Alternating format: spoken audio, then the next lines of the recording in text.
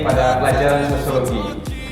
Pada kesempatan hari ini kita akan belajar tentang materi teknik pengumpulan data pada kegiatan penelitian sosial.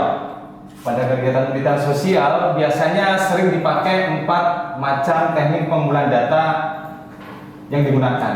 Yang pertama adalah wawancara, kemudian yang kedua observasi atau pengamatan, kemudian yang ketiga kuesioner atau angket, dan yang terakhir adalah studi perpustakaan atau dokumentasi. Sebenarnya ada satu teknik pengumpulan data yang lain lagi, yaitu tentang tes atau eksperimen, tapi biasanya teknik yang terakhir ini biasanya digunakan untuk teman-teman pada rumpun MIPA atau yang mereka gunakan pada penelitian di laboratorium. Maka kesempatan hari ini kita hanya bahas 4 macam teknik pengumpulan data saja. Yang pertama, teknik pengumpulan data yang digunakan adalah wawancara. Wawancara adalah menanyakan sejumlah pertanyaan secara lisan kepada responden atau narasumber atau informan. Wawancara atau interview terbagi 2 macam. Yang pertama, wawancara terstruktur atau terpimpin, kemudian yang kedua adalah wawancara non terstruktur atau wawancara bebas. Wawancara terstruktur yaitu adalah wawancara yang dilaksanakan dengan panduan pertanyaan, teks pertanyaan, dan kemudian dilakukan secara terstruktur, sistematis, dan dilakukan secara kaku. Pertanyaan dijawab semacam itu. Kemudian wawancara yang terstruktur atau bebas yaitu wawancara yang dilaksanakan dengan panduan pertanyaan, akan tetapi kemudian pada pelaksanaannya dilakukan dengan pengembangan pertanyaan yang di luar teks yang sudah disiapkan sebelumnya. Contoh wawancara terstruktur adalah atau wawancara terpimpin adalah kalau kita melihat wawancaranya ketika mantan Presiden Amerika datang ke Indonesia kemudian diwawancarai oleh presenter Indonesia. Wawancara yang dilakukan adalah pertanyaan kemudian dijawab oleh Barack Obama. Kemudian lanjut pertanyaannya lagi kemudian dijawab oleh Barack Obama. Nah, itu contoh dari wawancara yang terstruktur atau terpimpin. Sedangkan contoh untuk wawancara yang non struktur atau bebas yaitu kalau kita perhatikan contohnya adalah kegiatan wawancara yang dilakukan pada acara-acara talk show di televisi, misalkan semacam Big Andy, Mata Najwa, atau kemudian Hitam Putih. Nah, itu adalah wawancara-wawancara yang terstruktur atau wawancara bebas. Itu yang pertama. Kemudian yang kedua, teknik pengumpulan data yang digunakan adalah observasi atau pengamatan atau interview. Pengamatan atau observasi adalah pengamatan dengan pengalaman panca indera terhadap objek yang sedang diteliti. Artinya observasi adalah kegiatan tidak hanya sekedar mengamati, melihat, atau menonton, tapi kemudian menggunakan seluruh kemampuan panca indera untuk mengidentifikasi atau mengamati objek yang sedang diteliti. Observasi atau pengamatan juga dibagi 2 macam. Yang pertama adalah observasi partisipatif, yaitu observasi yang melibatkan peneliti langsung kepada objek yang sedang diteliti. Jadi dirinya melibatkan diri pada kegiatan yang sedang diteliti. Kemudian yang kedua adalah observasi non partisipatif, yaitu penelitian yang peneliti hanya mengamati dari luar objek yang sedang diteliti, artinya tidak melibatkan dirinya langsung kepada objek yang sedang diteliti.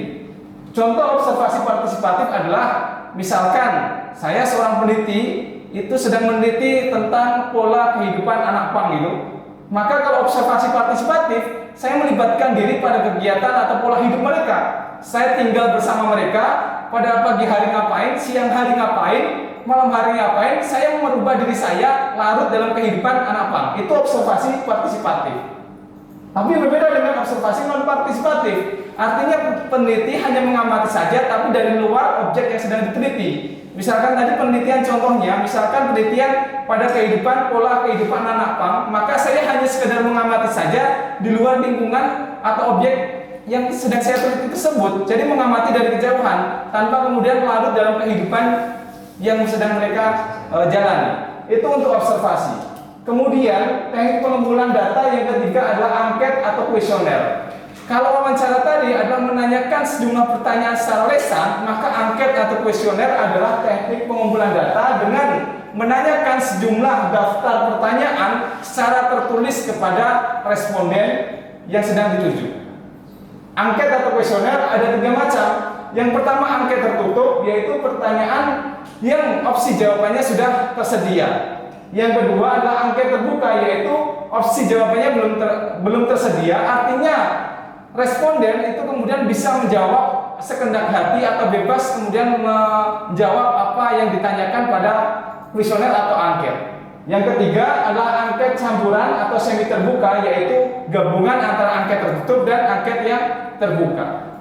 Kemudian sebagai contoh, angket tertutup itu paling sederhana kalau kita mengerjakan soal multiple choice atau pilihan ganda. Nah, itu contoh kecil yang paling sederhana tentang angket tertutup. Contoh yang lain lagi, angket tertutup adalah angket yang kalau kita menjawab sebuah angket, pertanyaannya misal, apakah kamu menyukai pelajaran sosiologi? Jawabannya ya, tidak, biasa saja, tidak tahu, hanya itu saja. Maka itu contoh dari angket tertutup. Selanjutnya angket terbuka adalah angket yang opsi jawabannya belum tersedia.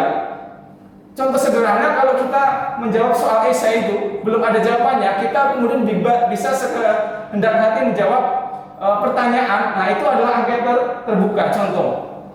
Contoh yang lain angket terbuka adalah kalau kita menjawab misalkan, apakah kamu menyukai pelajaran sosiologi? Maka jawabannya tidak ada. Maka kita bebas kemudian memberikan jawaban sesuai dengan pertanyaan yang diajukan pada kuesioner atau angket. Kemudian yang terakhir, angket campuran semi terbuka atau semi terbuka adalah gabungan dari duanya.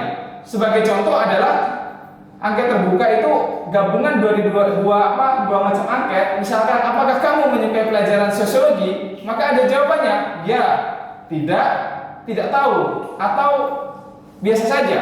Nah, tapi kemudian ada opsi yang selanjutnya, yaitu silahkan isi sendiri. Nah, itu contoh dari angket yang campuran atau semi terbuka. Kemudian teknik pengumpulan data yang terakhir adalah studi kepustakaan atau dokumentasi. Studi kepustakaan atau dokumentasi ini teknik mengumpulkan data atau mengumpulkan data dari sumber-sumber literasi. Sumber-sumber literasi ini contohnya adalah dari buku, jurnal, kemudian disertasi, tesis, ataupun skripsi, ataupun dari website, ataupun majalah, koran. Itu adalah sumber-sumber literasi. Artinya studi kepustakaan atau studi dokumentasi adalah teknik pengumpulan data yang mencari sumber atau data dari sumber literasi yang ada. Nah, itu keempat macam teknik pengumpulan data pada penelitian sosial. Kita coba pembahasan pada soal berikut ini. Ada satu soal pilihan ganda. Pertanyaannya adalah, seorang peneliti ingin mengetahui secara lebih mendalam tentang kehidupan suku Asmat yang ada di Papua. Peneliti terjun secara langsung ikut serta menjadi bagian dari kehidupan mereka selama berbulan-bulan.